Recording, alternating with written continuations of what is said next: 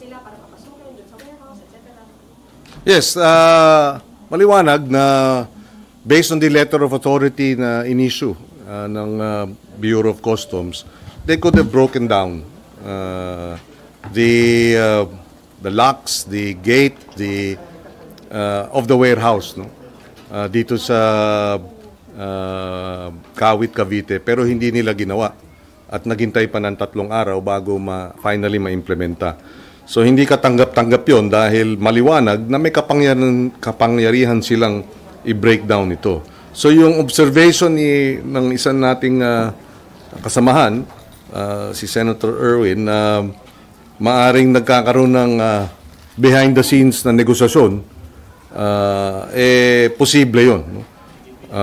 And that's why kailangan pa rin ituloy itong pagdinig para malaman natin sino ba ang mga nasa likod nito. And that's also why, because of the lying nitong si Mr. Xi, na isang Chinese national, na inamin niya na siya ay nasa likod nitong pag-lease, siya ang nag-uupa nung cold storage number 8, warehouse number 8 na nahuli itong produktong smuggled na mga karne ay nakapiit ngayon. Importante yan dahil siya ang makakaturo dito sa mga sino pang mga nasa likod ng mga Chinese nationals. We have their names and we thank yung Immigration Bureau dahil sa kanila nahuli itong isa sa mga Chinese nationals na sa likod nitong 100 million pesos worth of smuggled goods. Nakikita rin natin na malakas ang kapit nitong grupong ito dahil saan ka nakakita? May 2024, yung raid, 100 plus million pesos worth of frozen meat, pati isda. Pero hanggang sa ngayon, 1 year and a half after, wala pa rin kasong sinasampa laban dito sa mga nasa likod nito. Katakataka rin yung inutusan magkaroon ng investigasyon ng commissioner ng customs noong nakaraang commissioner, yung last ex-commissioner na ngayon, pero walang resulta ang kanilang investigasyon. Kung hindi pa namin pinilit o kaya pinilit itong kasong ito at hiningi ang tulong ng BID, hindi pa mahuhuli. Nariyan lang pala. And so, makikita mong malaki ang nasa likod nito. May hawak sa customs, may hawak ng mga Chinese nationals. And therefore, yung teorya natin na mayroong sindikato ng China-based na sindikato na pinapasok itong mga smuggled na mga produktong agrikultura, kasabot ang ilang mga opisyal ng pamahalaan. And so we're still pursuing this investigation. Sir, rin po kayo kung sino yung protector nila from the government? Meron, pero confidential pa sa ngayon dahil we have to keep it under wraps, the information, because we're precisely pursuing the investigation. We have leads, although we need validation.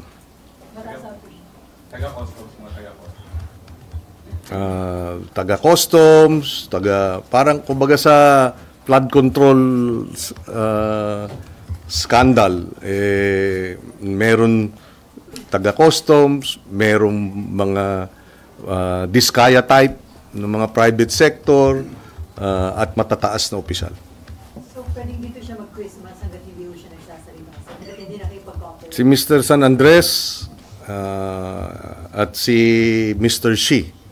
Dalawang kaso yan. Kung kay Mr. San Andres, 100 milyong pisong halaga ng smuggled na mga produktong agrikultura, yung Berches, yung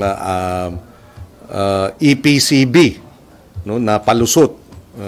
At yung Berches, 130 million pesos worth of agri-products ang nasabat.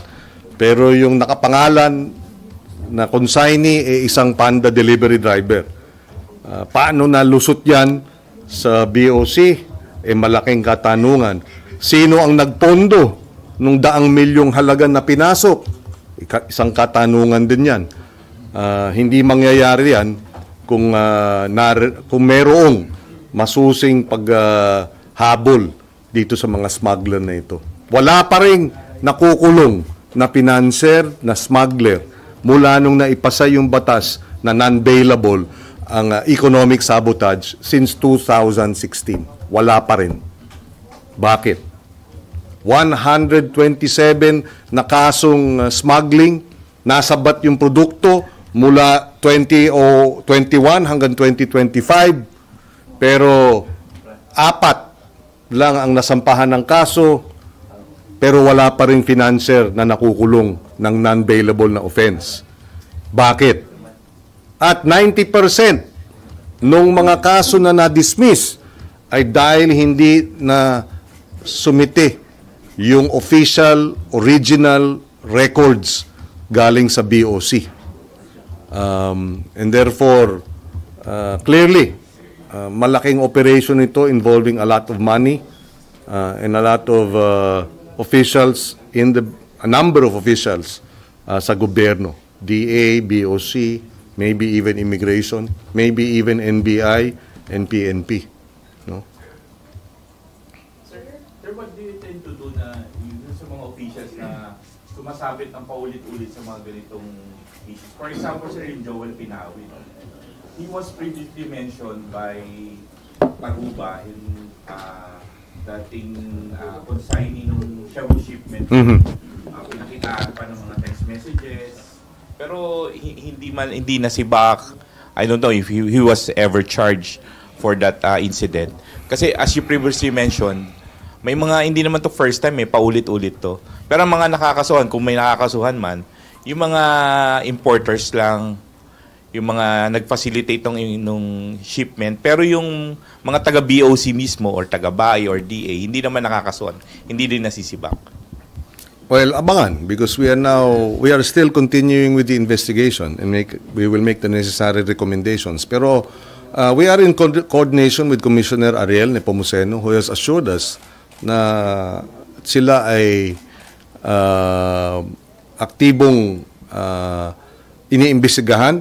In fact, naka-floating ngayon ang ilan sa kanila at we expect na dapat masampahan ng mga kaso itong mga nakikipagsabuatan sa mga financier. We have enough evidence, no?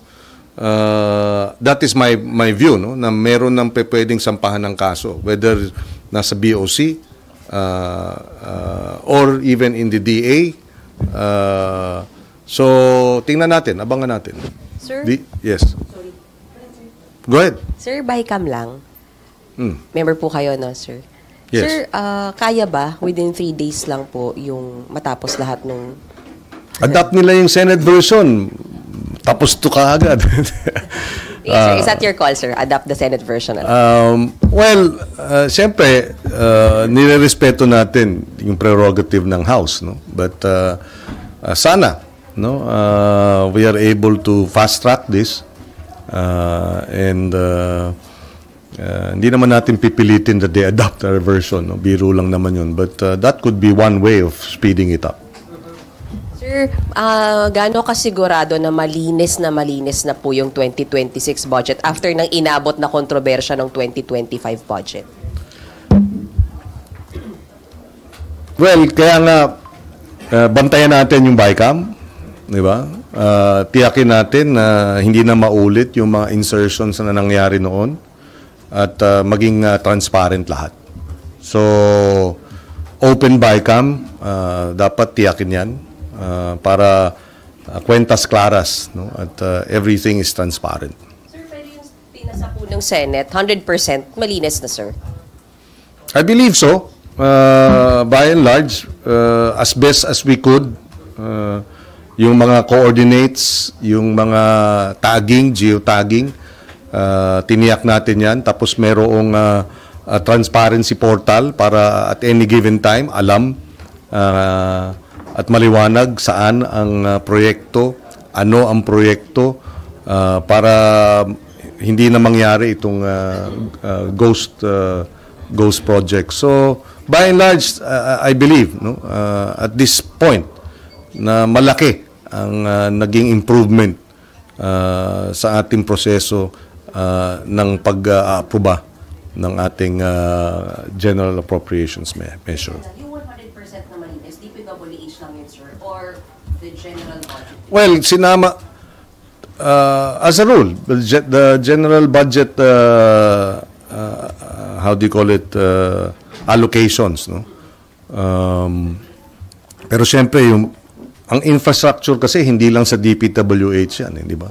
You have education infrastructure, you have agriculture infrastructure, you have transportation, communication infrastructure. So, talagang bantayan itong kaya nga yung blockchain measure na lahat ng expenditures ng gobyerno except for perhaps those involving national security, kinakailangan real time na monitor ng ating mga kababayan at iba-ibang mga grupo, no? And I think moving forward also, may iwasan talaga yung mga nangyayaring kalokohan kung may napaparusahan. At yun naman talaga ang gusto mangyari at panawagan ng ating mga kababayan, di ba? Dapat ikulong at dapat managot yung mga nagkasala. And that's why I will segue. We hope na pagka nabalangkas na ng husto at na-debate na ng husto yung IPC, yung Independent People's Commission, in its final version, given all the amendments, sana ma-certify ng Pangulo as urgent so that we can pass it on second and third reading before we go on recess, if it's certified. Sir, di enough na isama lang sa LEDAC, no? Yung right now ang kasama sa LEDAC is about 48 measures. So all these are priority measures. 48, no? So that ibig sabihin 48 ang kinakailangan ipasa na priority measures. We only have how many more days to go, di ba? If we want to really prioritize, the certification will really help. Will it be better, sir, kung certified as urgent yung IPC? Yes, because nga hindi naman lahat ng priority measures ng LEDAC certified as urgent. How about the anti-political dynasty? Same. Party list? Same. In the previous Congresses, I think the 18th Congress, umabot sa committee report nung ako ang chairman ng Committee on Constitutional Amendments. Majority of the members of the committee endorsed the anti-dynasty measure during my watch as chairman. And we hope, again, that a majority will support it and therefore maipasa ito. The other track, siguro pag-aralan ng Supreme Court. Kasi merong if I'm not mistaken, around 10 petitions before the Supreme Court on to declare political dynasties as contrary to the Constitution. No? So that is another sabihin na natin track na mag-rule ng Supreme Court kung ano ang definition ng political dynasty in the cases that are pending before them. Nagawa naman nila ng ruling sa ibang mga bagay na sabi nga nila, the Constitution is what the Supreme Court says it is. Isang justice ng US Supreme Court yan.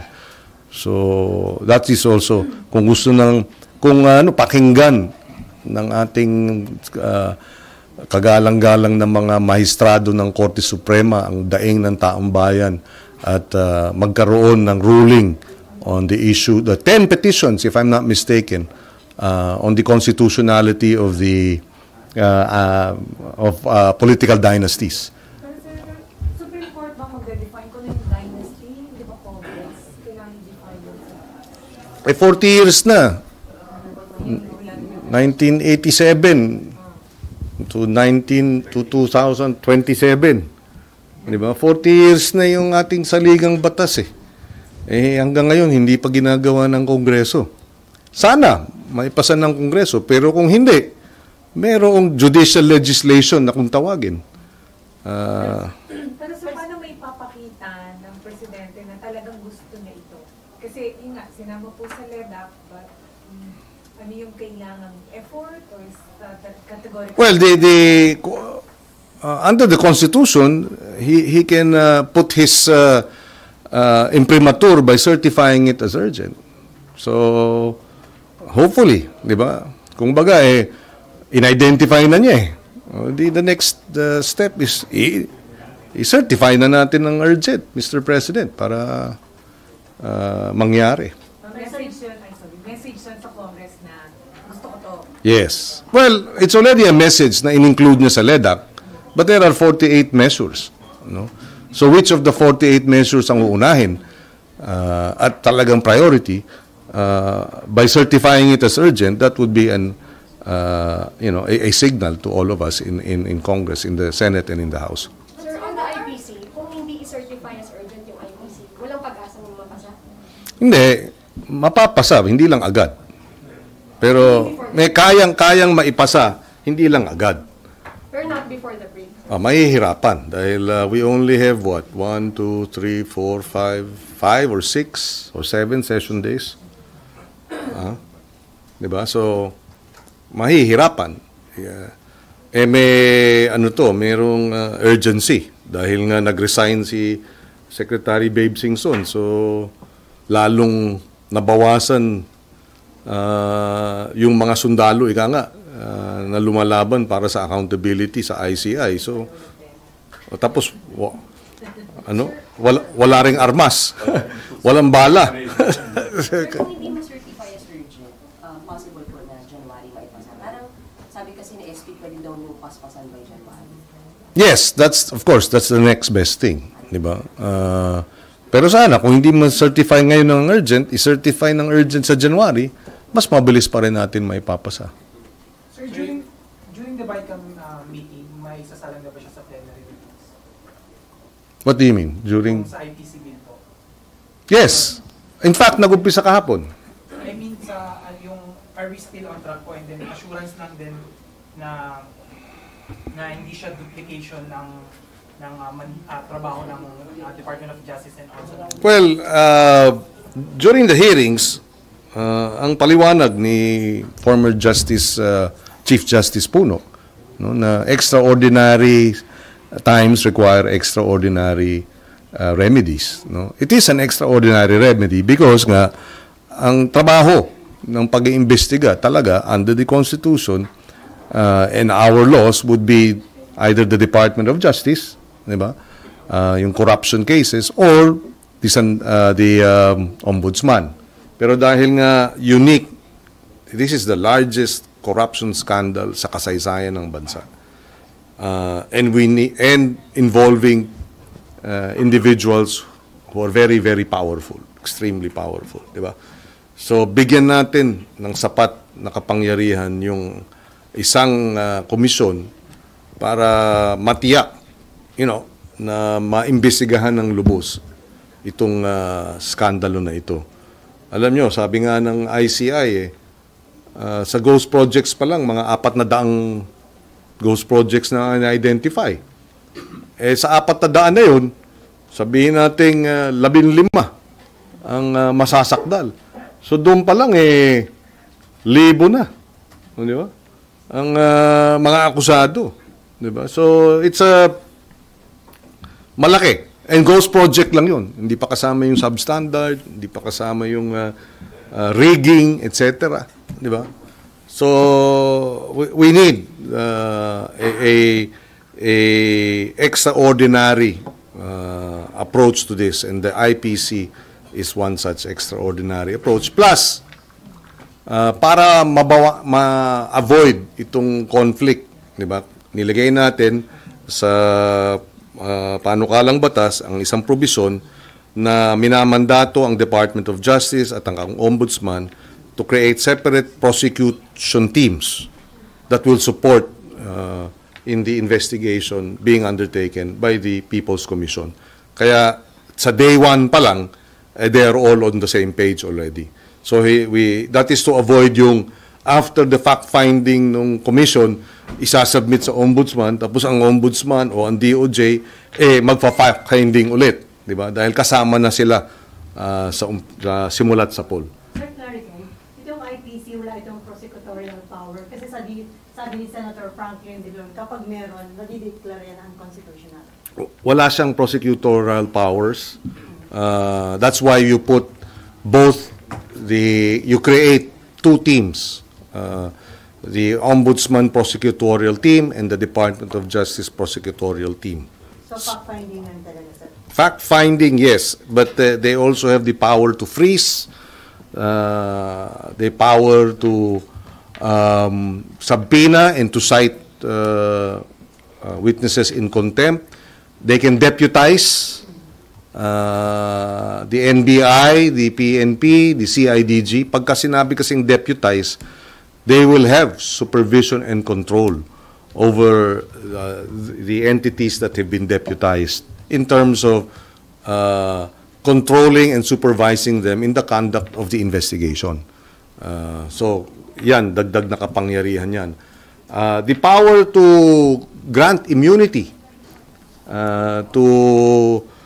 in other words, merong witness protection component.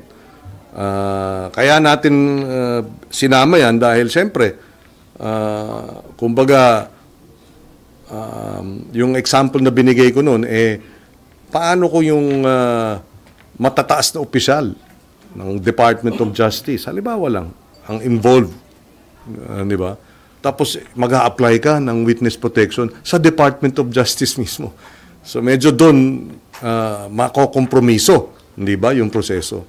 That's why let's give the Independent People's Commission that power involved to, di ba?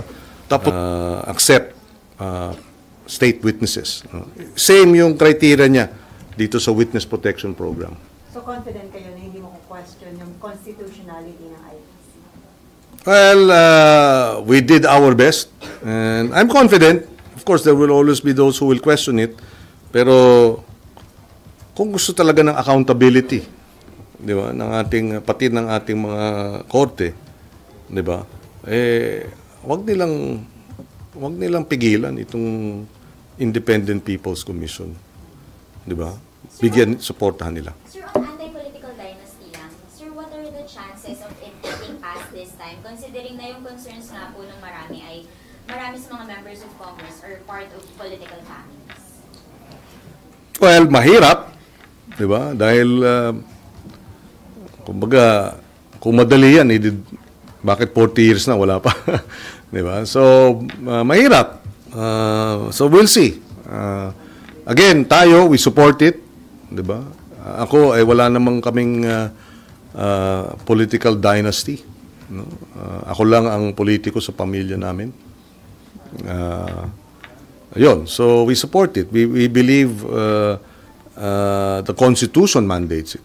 And therefore, we are obligated by the Constitution to craft and pass and enact an anti-dynasty law. Sir, doon sa case ng IPC, how would you address yung question of yung weaponizing the ICI after it's being enacted into law? Well, dalawa yan. Una yung composition. Maliwanag doon sa ating panukalang batas, ang ilan sa mga uupo ay manggagaling sa akadim, halimbawa, na non-partisan yan at non-political dapat, di ba? At manggagaling sa sektor ng mga professional entities and organizations. Tulad, kukuha tayo ng nominations from, halimbawa, the United Architects of the Philippines, kung kinakailangan isang architect. O kaya, yung Retired Supreme Court Justices Association. In other words, get professionals to be appointed, number one. And number two, meron dong mandato to engage civil society organizations, private entities and groups, independent organizations para makasama dito sa fact-finding. So in other words, open up the process to include the private sector, ordinary citizens. Kasi pagka mayroong transparency, mas matitiyak yung accountability at hindi aabusuhin. Kasama din doon sa provision ng membership ng yung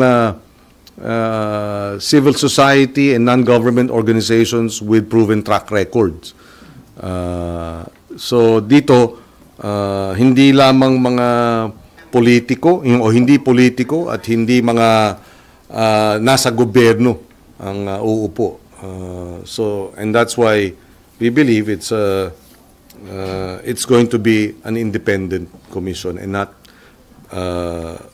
and given the powers, di ba, na bibigay natin sa kanila, palagay ko, sabi nga, walang magiging sacred cows. Thank you.